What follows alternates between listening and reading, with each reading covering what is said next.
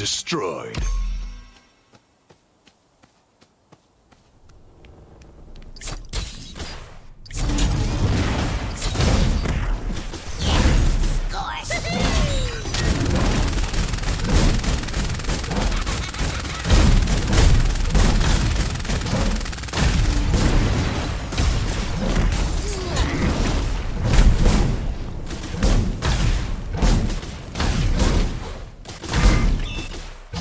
I've taken the orb. What's going on, everybody? It's Killswitch coming back for another Teacher Tuesday episode. This one being episode 12 in this series. So making some good progress through these. We'll start off like I usually do, saying thank you to everybody for the views, the subscribers, everything, all the support for the channel. I really appreciate it. I'm glad these are getting out to everybody and helping out in some way, shape, or form. Again, if you have any suggestions, feedback, whatever it may be, if you're watching the videos and you think I could add something new or would like to see something in here, throw it down in the comments or whatever, or hit me up. Let me know. I'm always open to the feedback. I'm trying to make these as helpful as I can. So let me know. I'll add in what needs to be added, etc., etc. So, without further ado, let's go ahead and hop into this week's hero. And so, this week's hero, I'm gonna go ahead and cover Fault Elder Orb's newest addition, and that will be Iggy and Scorch. So, I haven't had a ton of time to play with Iggy yet, with everyone hopping on him and trying to use him. Obviously, it's a new hero. Everybody wants to get in and use him. But I have been able to play a few games, a couple of bot matches to test him out, try the kit out, see what works best. Tried him in a couple different roles. I really like the hero. I like the kit. It's a nice, refreshing, it's new, it's something we haven't seen yet, and obviously he pulls some ties to like the Paragon kits and stuff. Obviously quite a bit different than those, but still gives kind of the same feel with maybe a little bit different play style and different emphasis on things. But it's nice to see him in the game. I know a lot of people missed Iggy, myself included. I always enjoyed Iggy, so without further ado, we can hop into our stats. Over here you've got your base stats, your starting stats.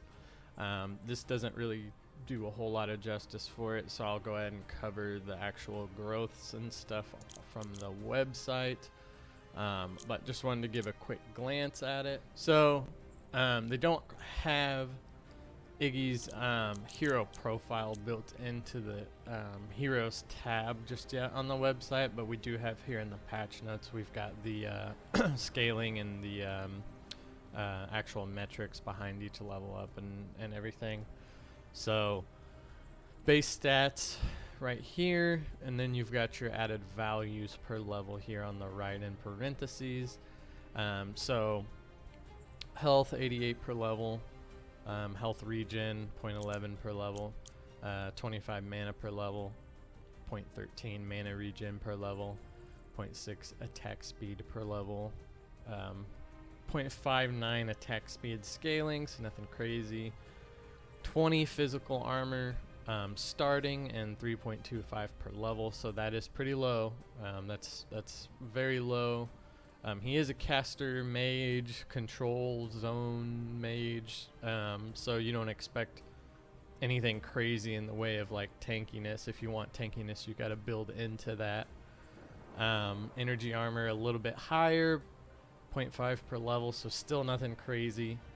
Move speed 555, basic attack damage, and basic attack cooldown. So just at a glance here, you can kind of see the scalings per level. Nothing crazy, and again, you're not going to be able to tell a whole lot from this, but it does give you a little bit more of an indicator on what you're getting, maybe what more to focus on, if depending on where you want to play him, how you want to play him, etc., etc. So there's that for you.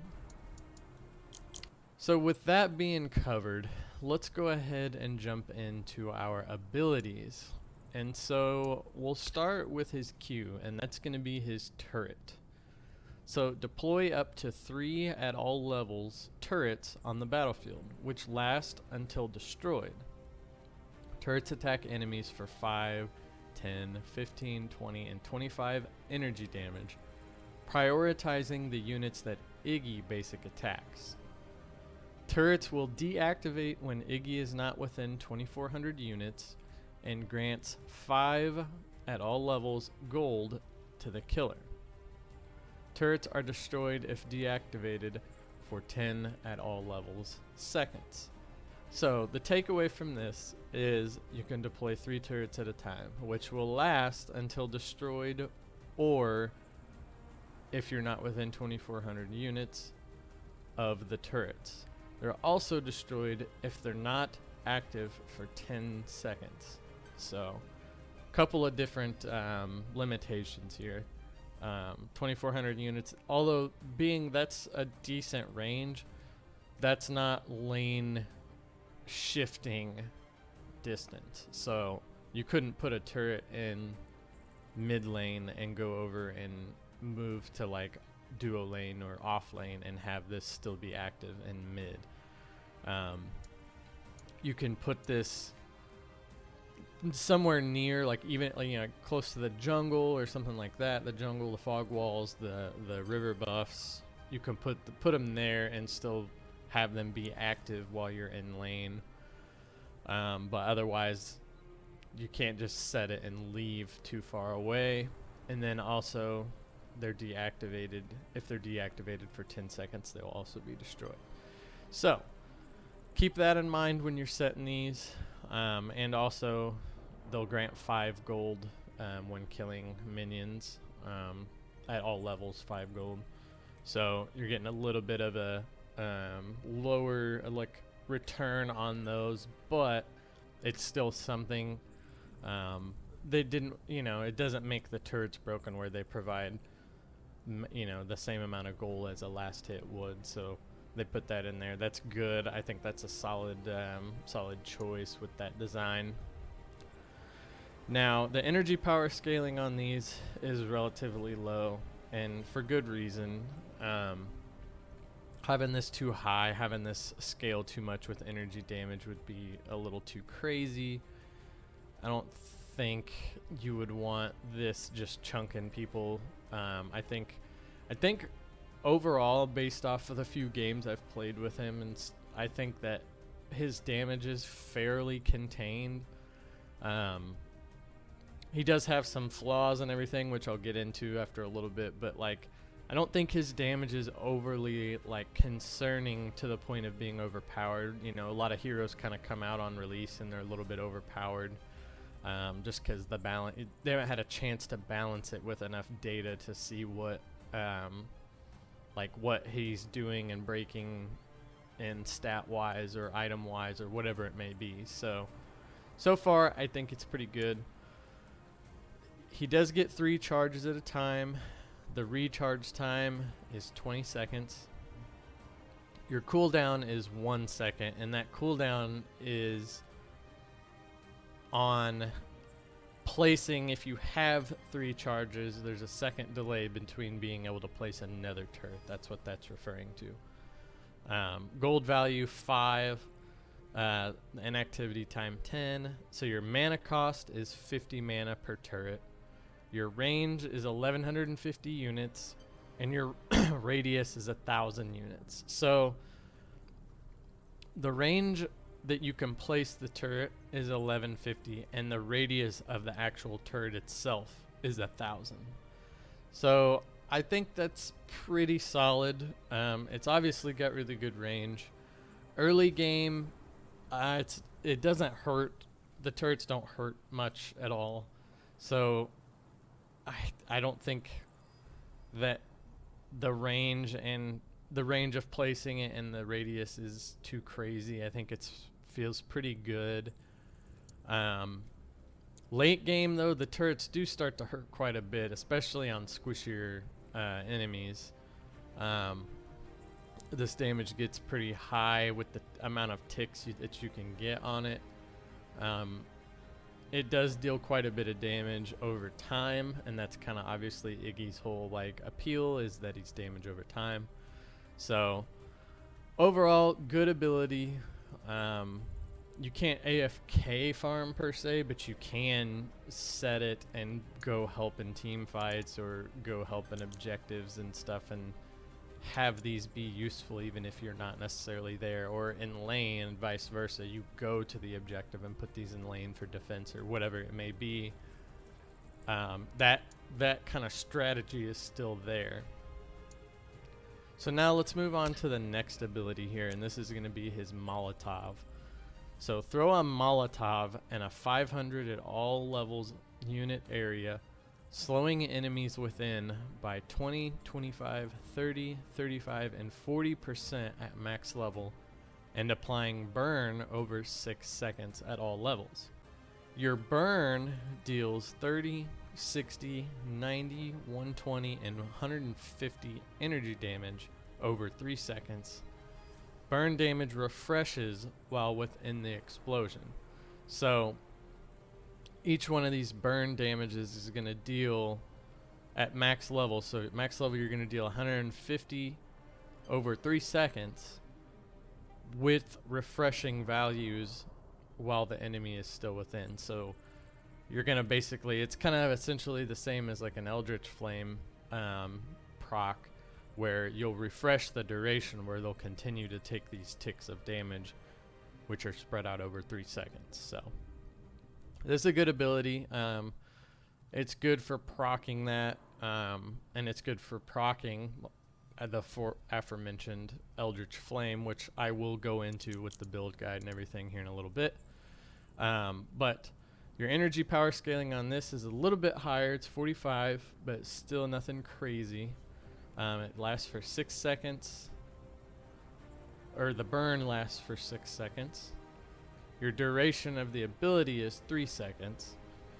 Cooldown is 14 seconds at all levels. Your mana cost is 0, which that's incorrect. I want to say it's somewhere around 70, 75, something like that. I can't remember the exact value. Your radius of the ability is 500 units, and then your range of casting the ability is 1600 units. So this is a pretty good ability. It's good for being able to like poke a little bit, especially on top of your turrets. I mean, Iggy's really good at poking and ranged poking and controlling the lane, hitting multiple targets, things like that. So kind of falls in line with that. Moving on to his ultimate. So that's his advanced turret.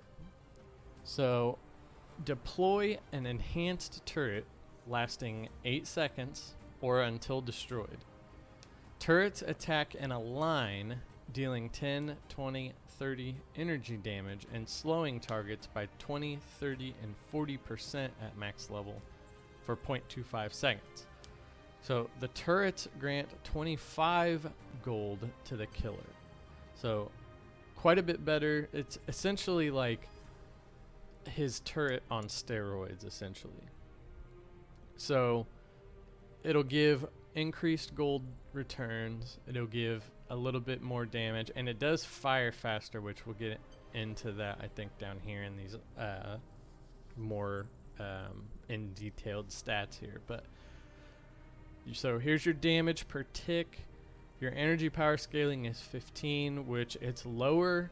That's a good thing, because this does still put out a lot of damage because of how quickly it fires. It's basically like a Gatling gun turret or something like that, where it's constantly firing something at whatever is in the target of whatever the target of the turret is.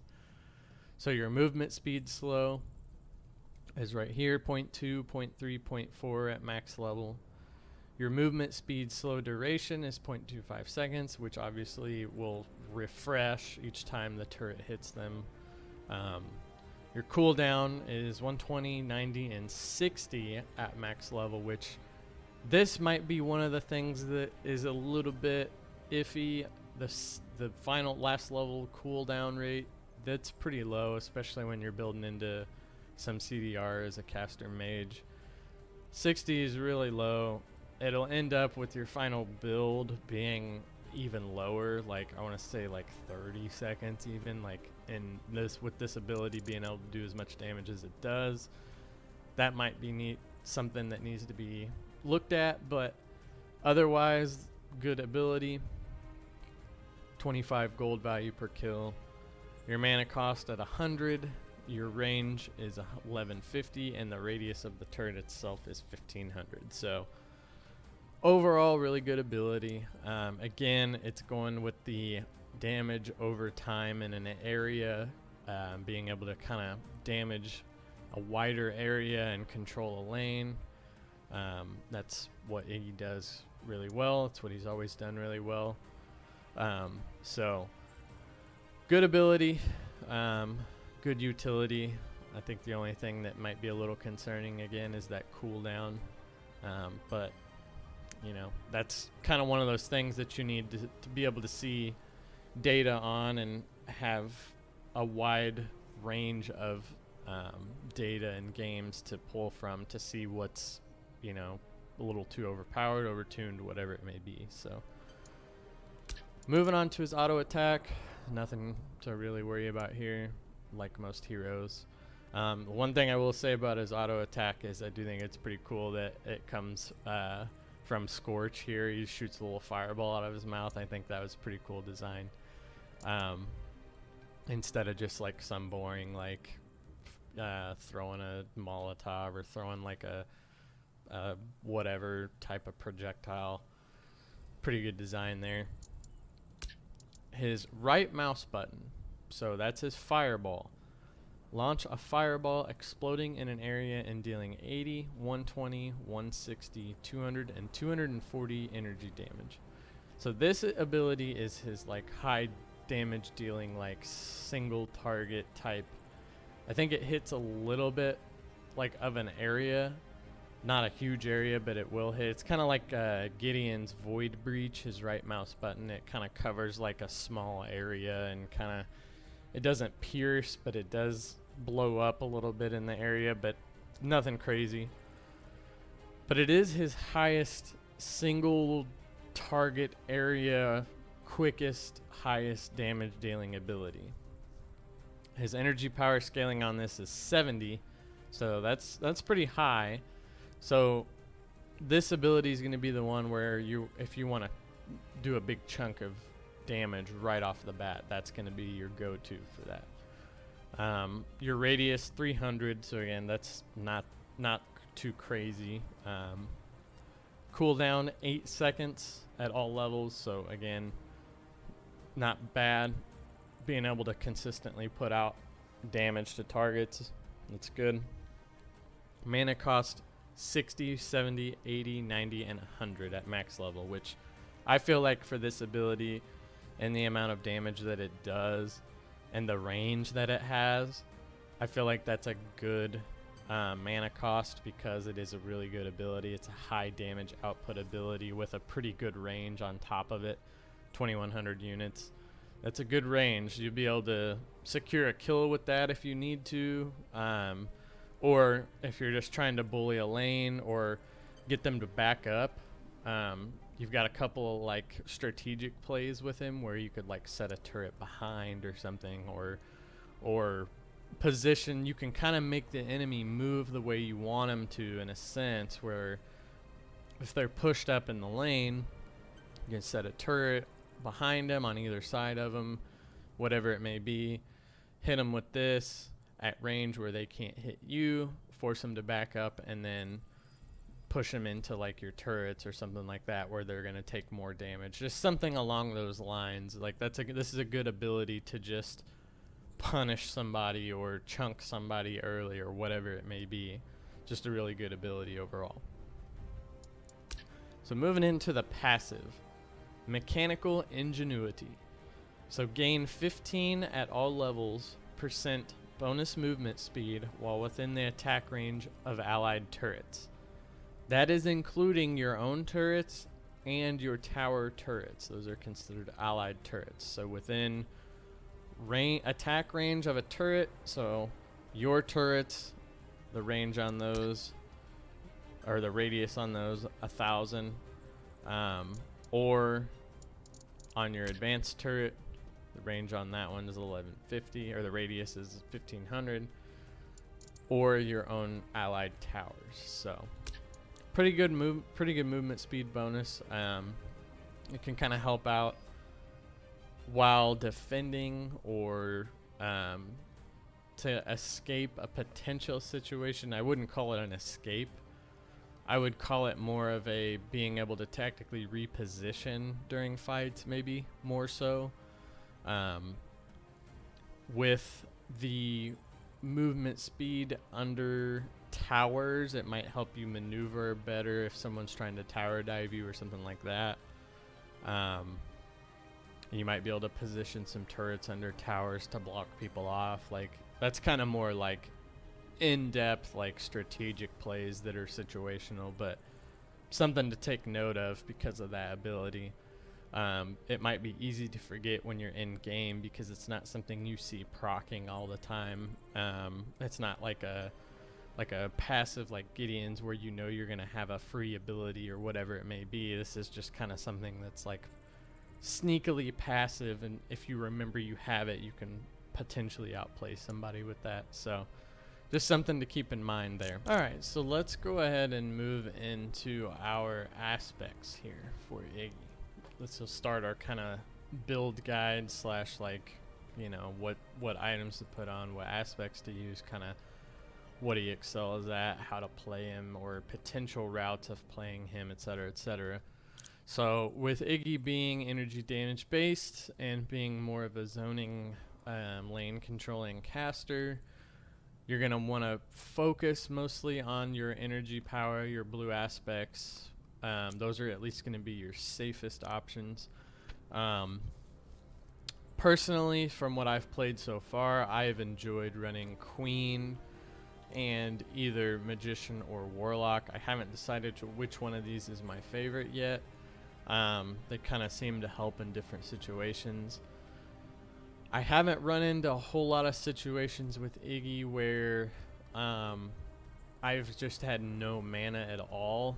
I did try him as Iggy jungle just for, you know, for fun, just to see how it played, and that was the only time that I was ever struggling with mana.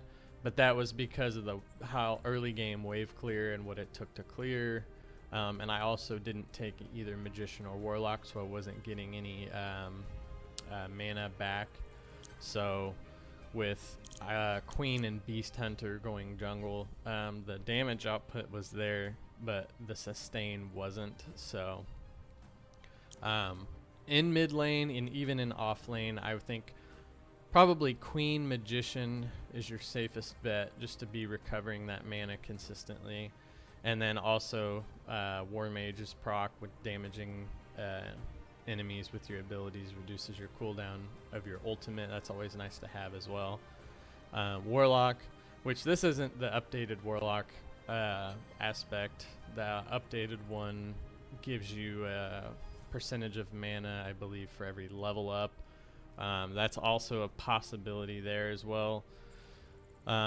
This kind of depends on your playstyle, maybe. Queen, I think, is a must, and the reason for that is because of how many minion kills you're going to acquire over the game with just Iggy's playstyle in general, covering large areas with damage, and also the ability vamp. I think that's pretty big for him, especially late game when you're putting out quite a bit of damage. This will come in pretty big. And gaining the energy power for minion kills as well. Like I said, you're just going to be stacking minion kills as the game goes on. This is a must. Safest bet, Queen Magician, possibly Warlock if you prefer that one. I don't think he'll gain a whole lot of bonus from any of these other aspects. I mean, that's not to say that he couldn't be played as kind of a hybrid, like mage, tank, controller type of hero. Maybe run a Titan aspect on him or something. But I just think that the mana regeneration is too good not to use. But again, I haven't had a chance to play him like, you know, religiously in every role, so there's things I could be missing.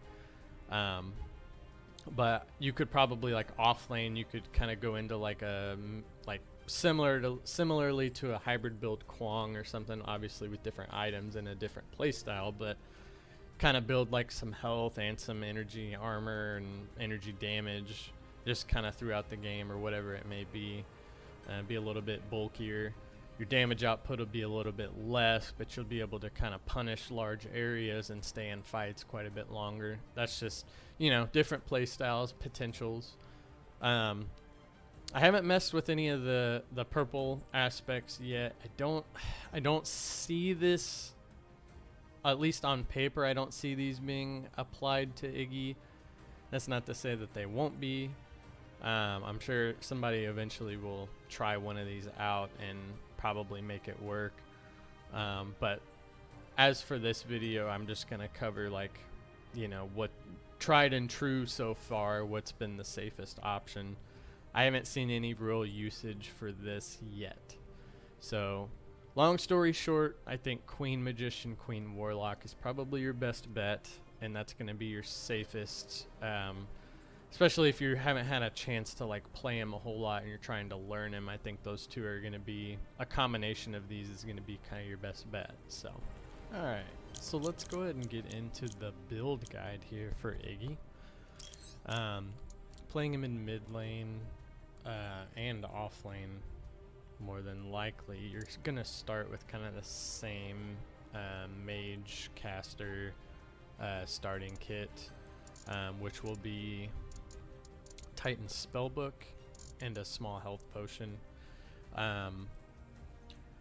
This is one of those instances where I feel like you potentially could start with a mana shard, because you know you're going to be building into a mana lens probably as early as possible, potentially, depending on the situation, but I would say a good majority of the time you're going to want that mana lens as early as possible.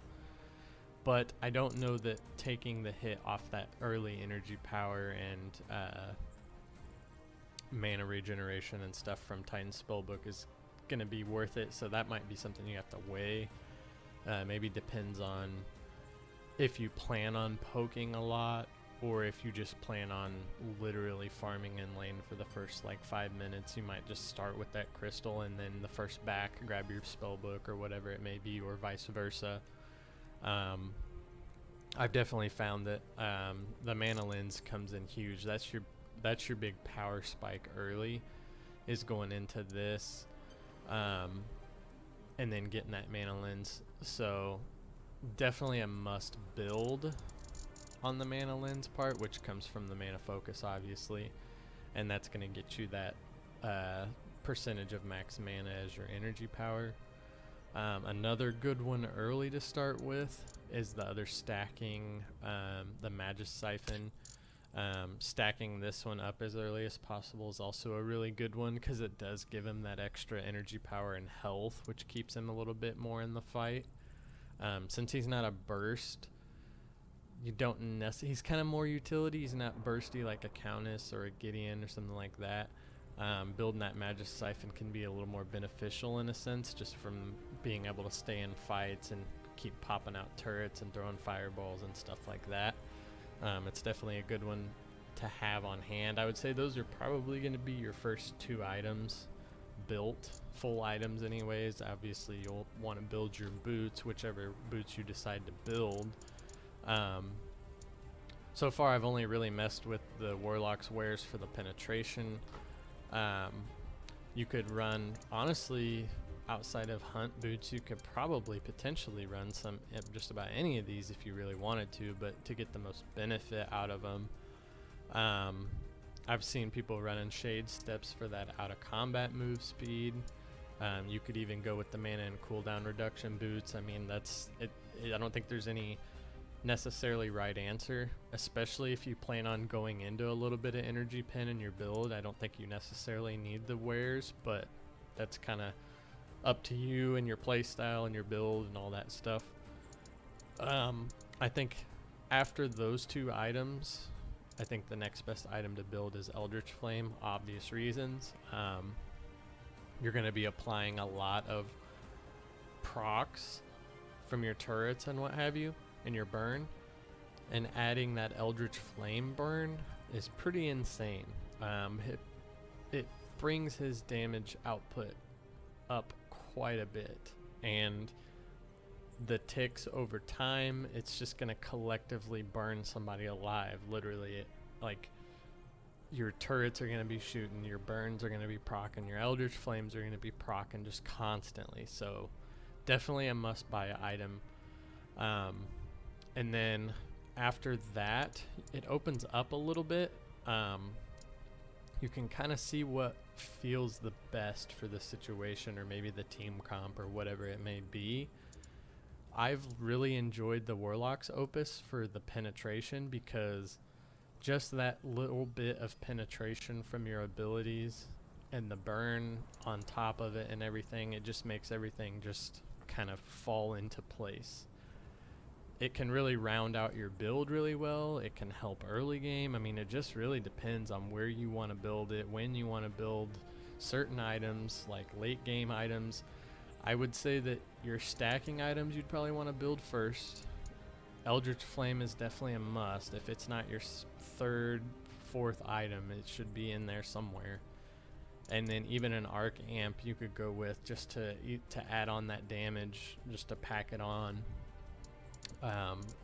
You could even do like an APOC or a Cursed Remnant, or just, I mean, there's so many opportunities here for different builds based off of what he can do. You can do a lot of damage. You can apply on hit effects. You can apply different procs like Cursed Remnant's Trauma or Eldritch Flame's Burn. I mean, it just really depends on how you want to play him.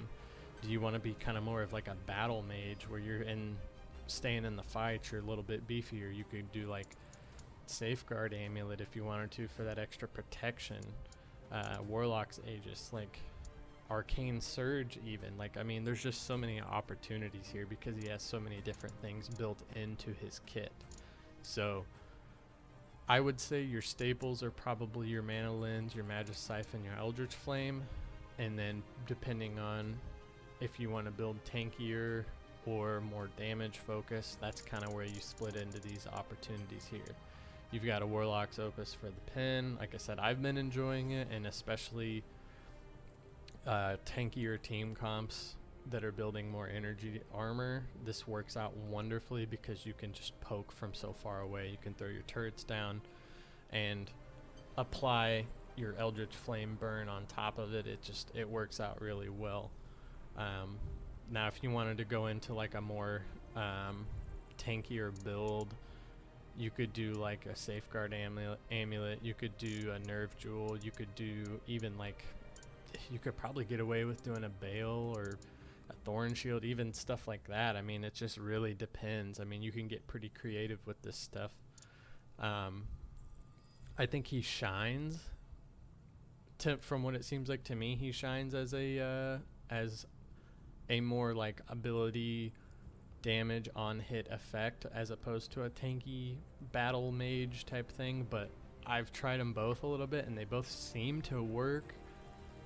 That probably just depends on the enemy you're facing, or how ahead or behind you are, and things of that nature. If you've got a tanky team, you can go a little bit more damage based. If you've got a squishy team, you can kind of build a little bit more tanky but still provide that damage over time in areas and control the lanes and objectives and stuff. So I always usually put kind of an asterisk in these build guides and say that these are obviously situational, and these are obviously like, I haven't tried every single item on the hero to see what works and what doesn't. It's mostly just kind of common sense, and then kit put into it, and what they do good, and the things they excel at, the things they're not good at, and so on and so forth. So take it with a grain of salt.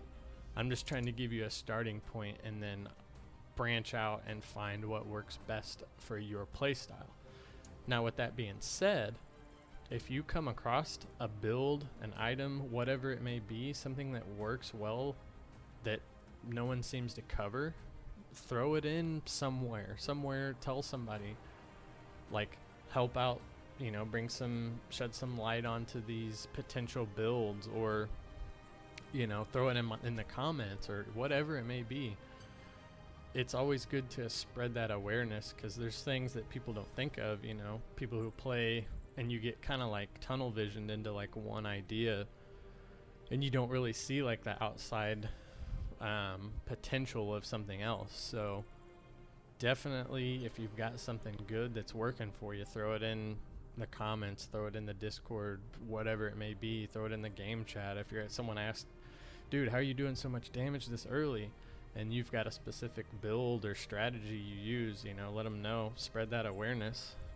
Unless, of course, it's a secret you want to keep and take to the grave, then by all means. But I like spreading awareness and helping players out as much as I can. And if I come across a good build or an item that works well on somebody, I will definitely share that knowledge. So just, something to keep in mind as you go through these and as you learn the game, the hero, the items, whatever it may be.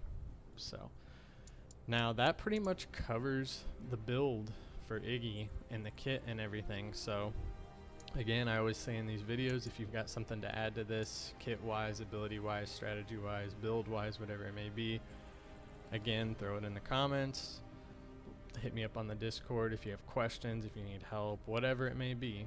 I'm around. I'm always open to feedback. I'm always talking with people in Discord, helping out as much as I can. So feel free to join in there. Hit me up on comments, whatever it may be. And then until next time, I appreciate you guys tuning in. I hope it helps. Hope you enjoy it. And I'll see you next week.